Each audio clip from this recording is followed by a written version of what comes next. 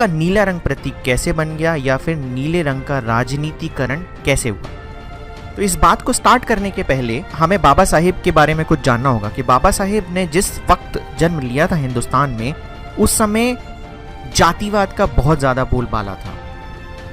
बाबा साहेब दलित समाज से बिलोंग करते थे। दलित समाज को अछूता समझा जाता था। अगर किसी दलित व्यक्ति ने एक अपर कास्ट वाले को छू लिया तो ये माना जाता था कि वो अपवित्र हो जाता है और उसे गंगा जल से अपने आप को साफ करके पवित्र करना पड़ता था।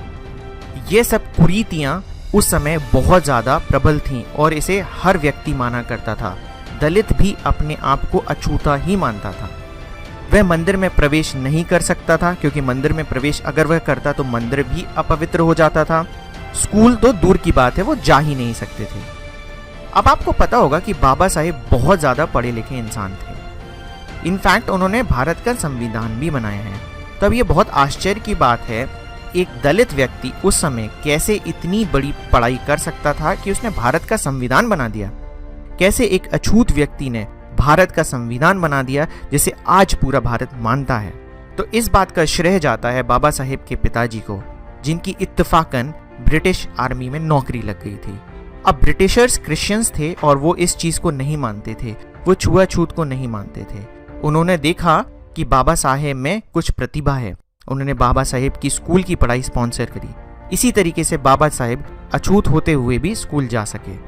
जब उन्होंने स्कूल की पढ़ाई पूरी करी तब ब्रिटिशर्स ने ये देखा कि ये बालक बहुत ही ज़्यादा होशियार है, तो उन्होंने अपने पैसों पर बाबा साहेब को लंदन भेजा, जहाँ पर उन्होंने अपनी पूरी पढ़ाई पूरी करी। लंदन जाकर बाबा साहेब की आंखें खुली।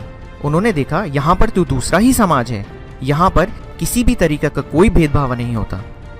उन्होंने लंदन से बहुत कुछ सीखा और इसी तरीके से हमारा संविधान बनाया। अगर हम हमारे टॉपिक की बात करें कि बाबा साहेब हमेशा नीले रंग के कपड़े ही क्यों पहनते थे, तो इसका जन्म भी ब्रिटिश यानी लंदन से ही हुआ।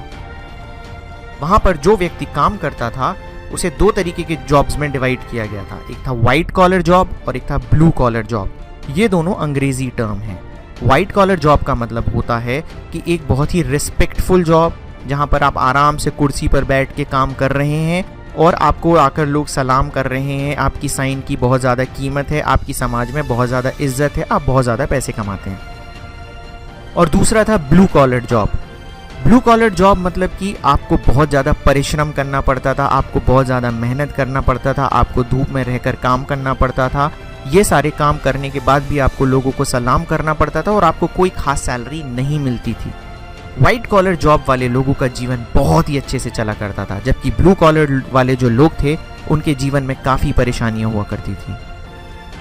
परंतु लंदन में वाइट कॉलर जॉब और ब्लू कॉलर जॉब आपकी काबिलियत के ऊपर डिपेंड करता था। मतलब अगर आप जिस हिसाब से आप काबिल हैं उस हिसाब से आपको जॉब मिलता था।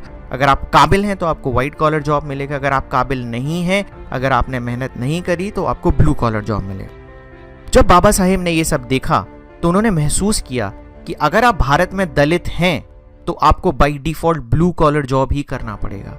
इससे उनका मन बहुत ज़्यादा दुखी हुआ। उन्होंने कहा, भले ही हमारा शरीर नीला क्यों ना हो, पर भारत ने हमें नीले रंग की छाप दे दी है। इसी कारण से उन्होंने इस नीले रंग को अपनी अंतरात्मा में समा लिया और उसको प्रदर्शित करने के लिए हमेशा नीले रंग के कपड़े पहने। अब आपको पता होगा कि आज की तारीख में जितने भी दलित आंदोलन होते हैं उसमें सबसे बड़ा चेहरा होता है बाबा साहेब। अब सिंस बाबा साहेब ने नीले रंग को इतना ज़्यादा इस्तेमाल किया था और उन्होंने ये माना था कि दलित मतलब नीले रंग का ही है, वो नीले रंग की उसकी चमड़ी भले ही ना दिख रही हो पर भारतीयों ने उसे नीला ही समझा है, इसलिए सारे दलित मूवमेंट में नीले रंग का प्रयोग होने लगा। यही कारण है दोस्तों कि बाबा साहेब ने नीले रंग के कपड़े पहने। दलित मूवमेंट जो भी हो रहे हैं वो नीले होते हैं और इसी तरीके से नीले रंग का राजनीतिकरण हो।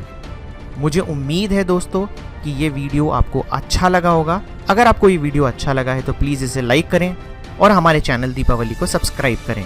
और अगर आप जानना चाहते हैं कि कैसे बाकी के रंगों का राजनीतिकरण हुआ तो प्लीज़ इस वीडियो को लाइक करें ज़्यादा से ज़्यादा।